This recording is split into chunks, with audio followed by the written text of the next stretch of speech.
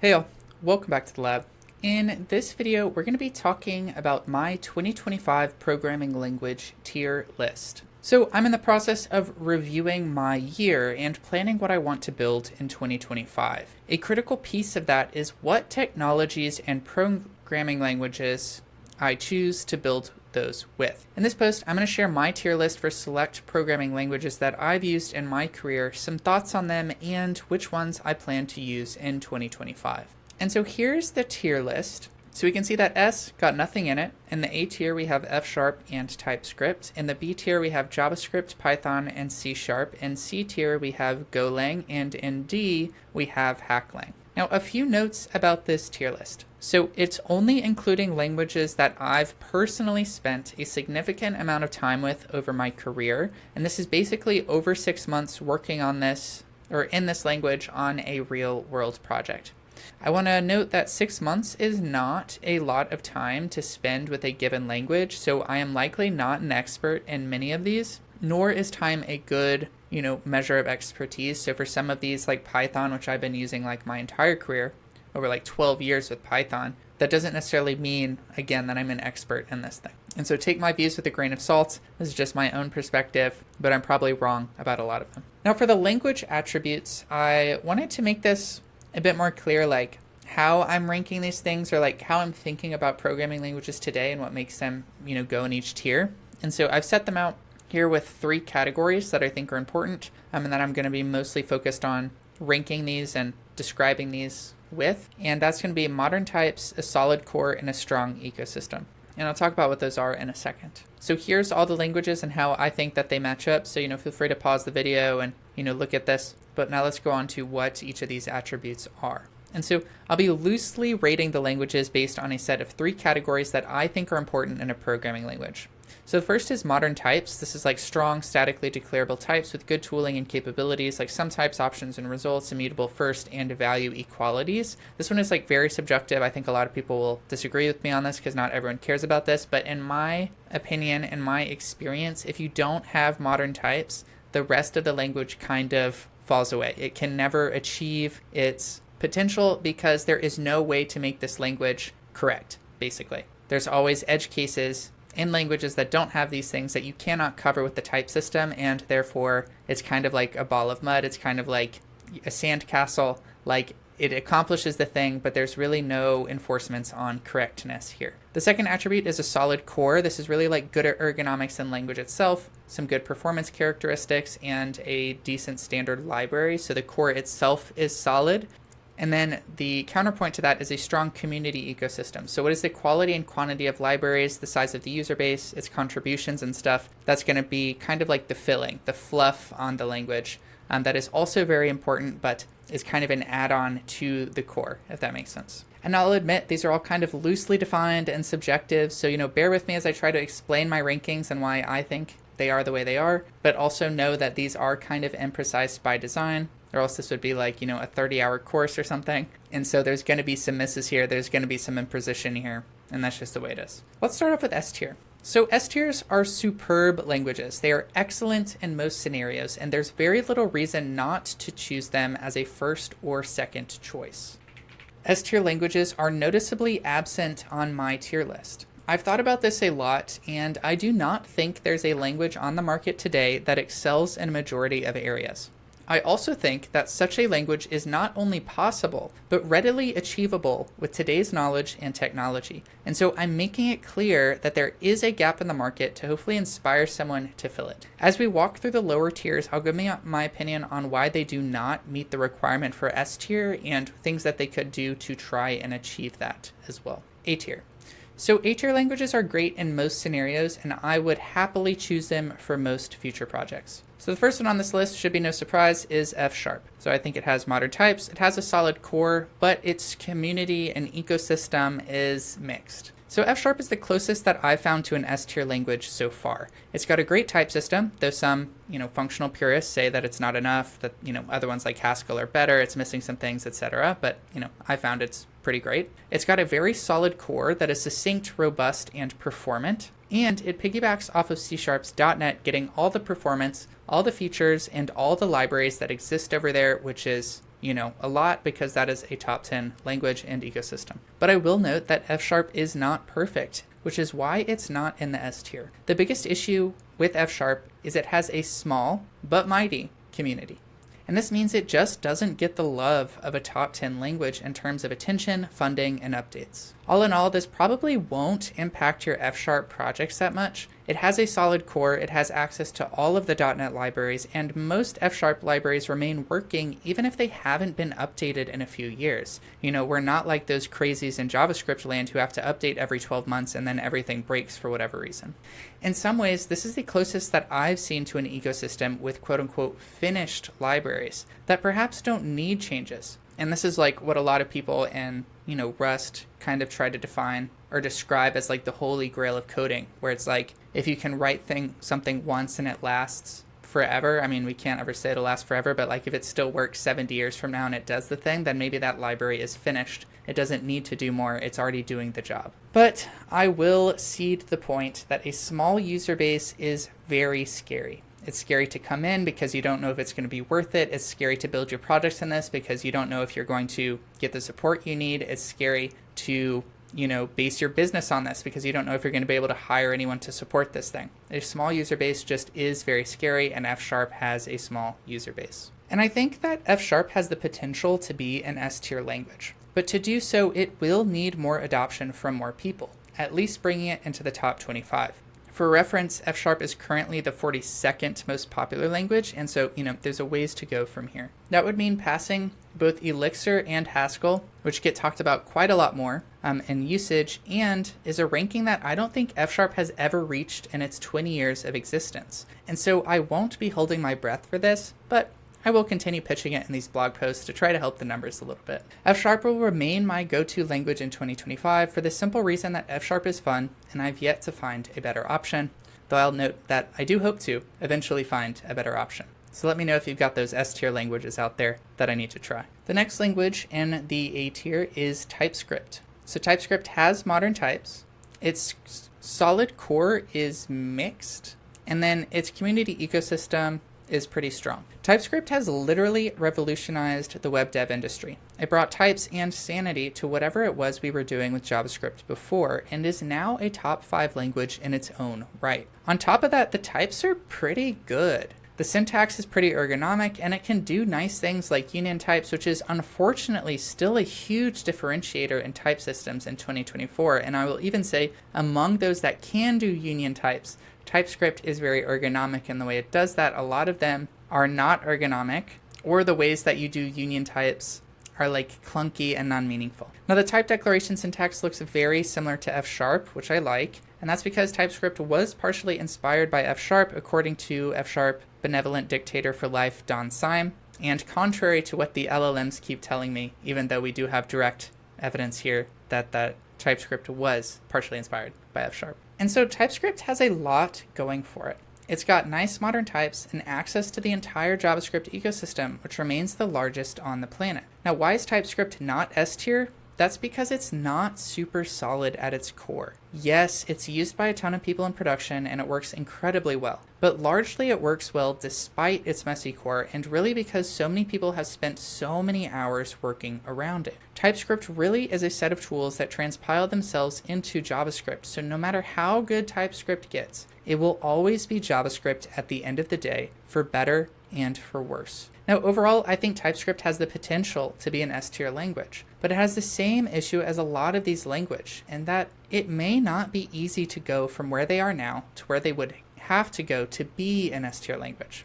In particular, JavaScript and its ecosystem as a whole would need to close some gaps in terms of footguns, stability, and ergonomics for TypeScript to truly reach its potential. Now, I think it's always a bad idea to bet against JavaScript and TypeScript because this is the largest dev ecosystem on the planet. If it decides it's going to solve this problem, it can, but it will take a lot of doing and some consensus on what this next step actually looks like, which JavaScript land has historically been pretty bad at. That said, TypeScript is still the king of the web, bringing sanity to JavaScript land. So if I've got to go web native or want to leverage the huge ecosystem, I'll happily use TypeScript or at least JavaScript with JS docs for that portion. It's still a little unstable for my taste, but the rewards are worth it, and WebAssembly just isn't in a position to compete yet. I do think there is a world when WebAssembly finally catches up, and WebAssembly, is already more performant in a lot of cases for internal computations. If they can solve the issue of data passing from WebAssembly to the browser and make DOM manipulation just as fast as JavaScript, I think JavaScript and TypeScript are going to be unseated because these languages with stronger cores, with better types, with better performance characteristics are just going to win out in a lot of ways. But, until the browsers allow for better alternatives, we're stuck with whatever the browsers use. On to the B tier. So the B tier includes technologies that I think are fine choices, but would probably prefer a different technology if I get the choice. JavaScript is the first language on our B tier. And so for modern types, it gets a no. For solid core, it gets a meh. And for strong community ecosystem, it gets a yes. JavaScript is ubiquitous. It's the language of the web. As such, it's gotten a ton of support over the years, which has led to a ton of improvements. This has made JavaScript good, but not great. It's impressive what they've done, despite all the issues that JavaScript has had. In particular, JavaScript still suffers with a messy core. It's filled with footguns, lacks any kind of types, which is really just not acceptable in 2025, and is infamous for having a very unstable ecosystem. Insert meme here about a 3-month-old app no longer working because the whole ecosystem has changed. I think if you're building something for the web, JavaScript is probably the choice for that. You'll be fine, the thing will work, and you can go on with your life. But opt for TypeScript if possible, as you'll probably have a better time overall. Now, personally, I'll probably use JavaScript here and there when it makes sense, and prefer TypeScript when it's not a super heavy lift. Unfortunately, to use TypeScript, you still have to introduce your build time stuff, which usually introduces some sort of npm build package, and it's just a bit of a mess. And so sometimes JavaScript native is just better, especially if all you're using it for is just small scripting. And so sometimes JavaScript is the choice over TypeScript. I'll also say that I found a little bit of JavaScript can go quite a long way when coupled with my no-build web dev tools of choice, HTMX and Alpine. These kind of let you declare a lot of the logic directly in HTML and markup. And so the amount of JavaScript that I found I need to build kind of interactive web pages has fallen precipitously, and I kind of expect that trend to continue in 2025. So much so that setting up a TypeScript build pipeline often isn't even worth it because the amount of JavaScript I have in my page is 20, 30 lines max. And at that point, might as well just go no build because it's going to be easier overall. So we'll see what happens. All right, so the next language on our B tier is going to be Python. So does it have modern types? No. Does it have a solid core? Mixed. And does it have a strong community ecosystem? Yes. Now, Python is also ubiquitous, just in different ways. From the classroom to big tech, if you didn't know, Instagram still runs on Python monoliths, to most AI tools. Python's large user base loves it for its ergonomics, especially compared to its more enterprisey contemporaries. I think this was more true when Python first started coming out because it was kind of like old school C#, Java, etc. And so Python was super nice compared to those. But I will say that there's a lot more technologies and languages out here that have good ergonomics, like Python, without a lot of the kind of pitfalls, as we'll kind of talk about in a second. And so for Python, these ergonomics come at a price that you end up paying at scale. In particular, Python's lack of modern types, and yes, I know it has quote-unquote types, but they're not very good. Its meh package management and its hand-wavy nature have led to countless bugs and fires and sevs and code that could have been caught with better tools and a more solid core. A lot of these problems that I face in Python, they just do not happen in other languages because they just can't happen, right? It's an invalid state, unrepresentable. But Python just lets you do whatever, and there are pitfalls to that. And to put it simply, I think Python is fun at small scale, and that's why it was winning so much against the kind of old dinosaurs it was competing against when it first came out. But at large scale, it really starts to be a huge pain in the ass. And yes, I am still writing Python professionally today, and still I have to deal with this on a daily, weekly, monthly basis of Python, why are you like this? Now, clearly, Python is a fine choice, given how many orgs use it successfully today. But I always wonder what the world would look like if we simply picked technologies with better bones, that fixed the common pits of failure so that we stopped falling in them over and over and over again. Now, Python is likely a fine technology to choose for whatever you want to build. There's probably a library for that, and someone's already written up documentation, and your work isn't going to fire you for this, and it's going to be easy to hire new developers for this. Like, it's going to be fine. But I don't think that Python has much of a future. Its foundation cannot support it at large scale, and refactoring it to do so would basically require a ground-up rewrite, which is generally hard to do. And generally this is like my thing against a lot of these dynamic languages that are trying to like bolt on types later. Like, it is very hard to get a good type system if the whole language is not built around the type system. It's like trying to add a skeleton to a thing that already exists, or like, you know, an internal frame to a building that's already been built. It's like so hard. And you might end up having to like destroy the whole thing and have to rebuild it, you know, with the skeleton at the center of it.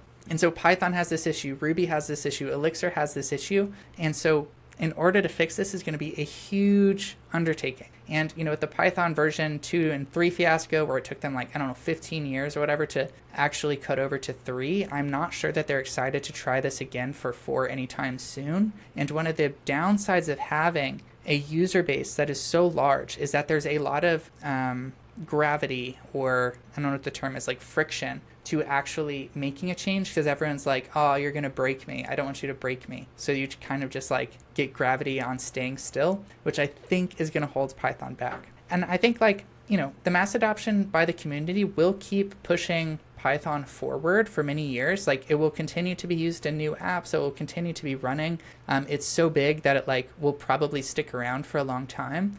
But ultimately, I think that effort would be better spent on a better foundation, you know, a technology that can actually improve and hasn't really hit its peak potential yet, than to keep investing in Python. And so all that said, I will probably not choose to work with Python in 2025. Now, this doesn't mean that I won't work with it. You know, my past 3 jobs all used Python heavily. I just won't seek it out. And honestly, it's very likely that I will continue writing Python for years into the future, because like I said, you know, huge user base, people are going to continue to use it. And so even though the language can't really get that much better without a huge overhaul, doesn't mean people won't keep using it. And so that means we still got to keep it up and, you know, keep maintaining it. On to C#, also in the B tier. So does it have modern types?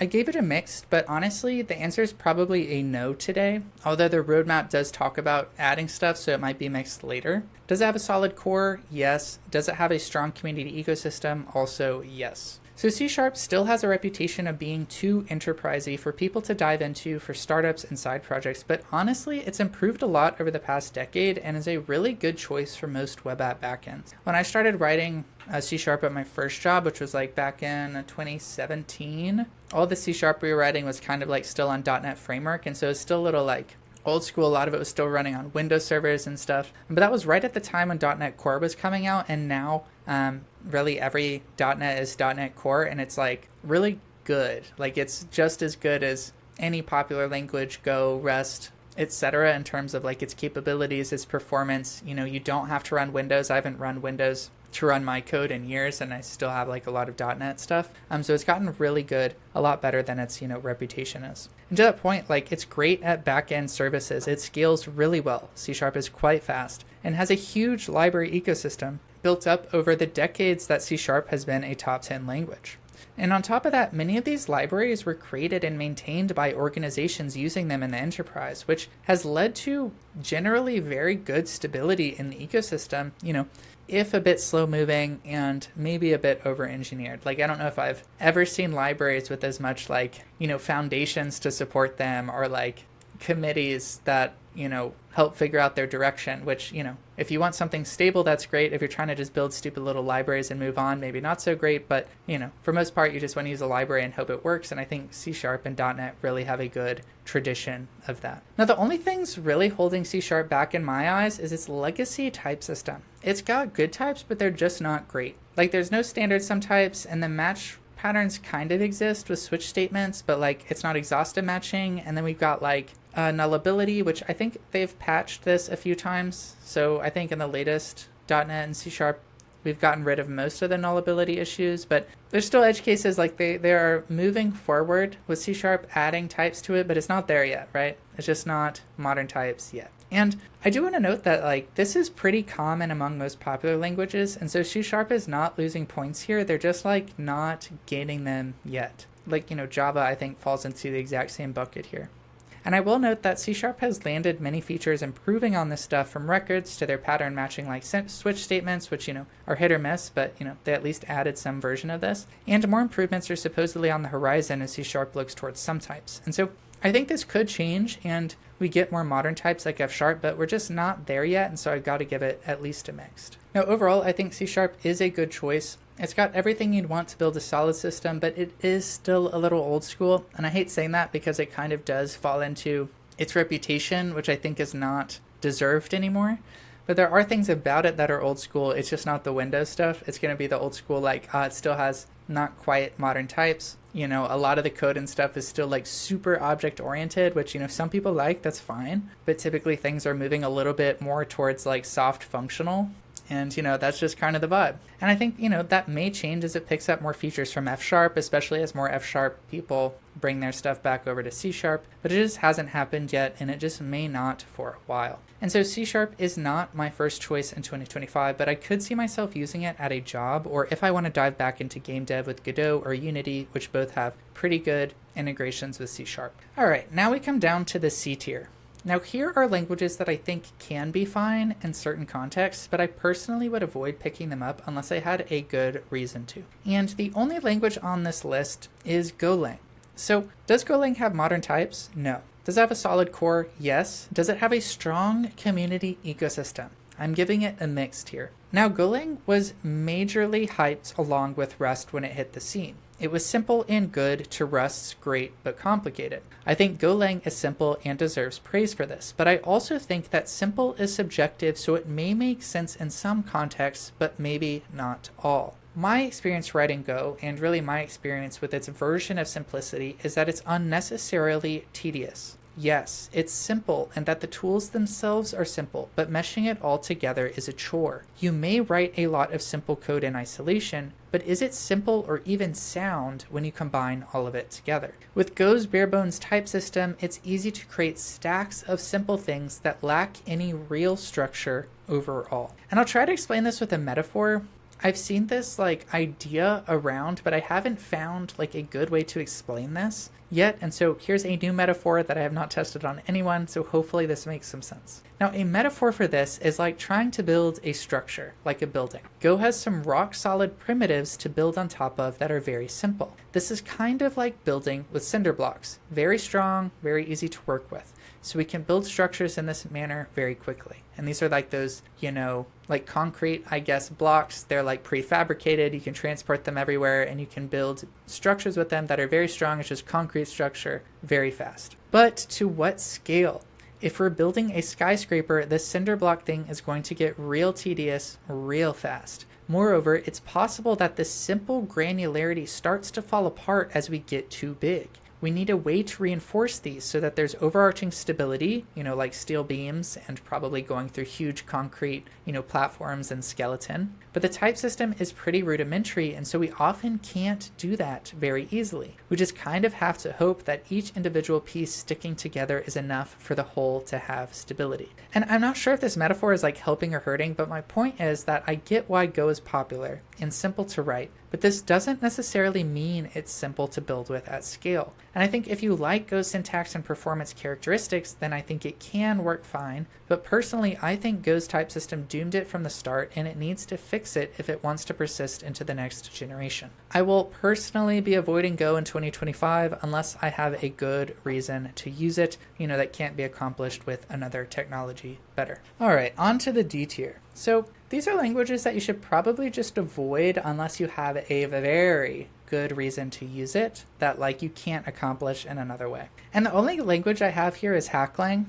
Does it have modern types? No. Does it have a solid core? Surprisingly, yes. Does it have a strong community ecosystem? No. So I used Hacklang called Hack for a few years while working at Meta, and it's basically a fork of PHP that runs a majority of www, which is Meta's central monolith. And if you haven't heard of it, you're not alone, and that's one of the big reasons it's down here in D. I don't think it's advisable to pick up a fringe language that nobody uses if you don't have a good reason for it.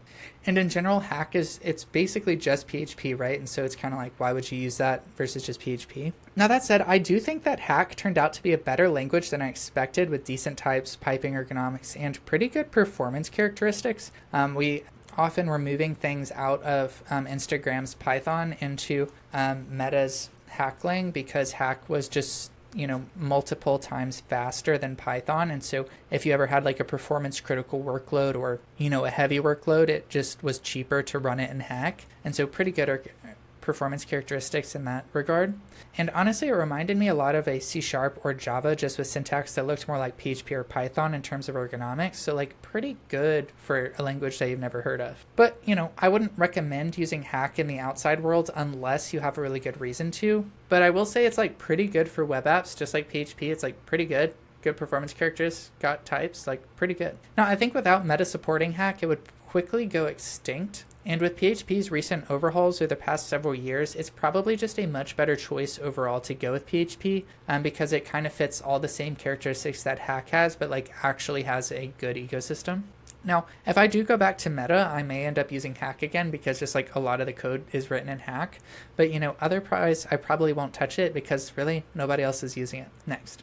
So that's my tier list going into 2025. I'm still looking for an S tier language, but I'm pretty happy with my A tiers in the meantime. Of course, I'm sure I'll dip into the B tier for my job and maybe even a side project here or there. So just because it's lower on the tier list doesn't mean I'm not going to use it, but I'll try to hit the high ones first. Now let me know what your tier list looks like going into 2025 and what you agreed or disagreed with, and especially if you have any leads on an S tier that I should try, send them my way. Now, if you like this post, you might also like a brief comparison of modern programming languages, TypeScript versus Golang versus Elixir versus Rust versus F#. You might also be interested in 5 reasons F# is a great Python alternative for scripting side projects in enterprise applications. And finally, you might be interested in the HAM stack, a simple scalable tech stack for building modern web apps fast and cheap, which is kind of my philosophy, my go-to architecture for building web apps these days. That's it for this video. Thanks for watching, and I'll see you in the next one.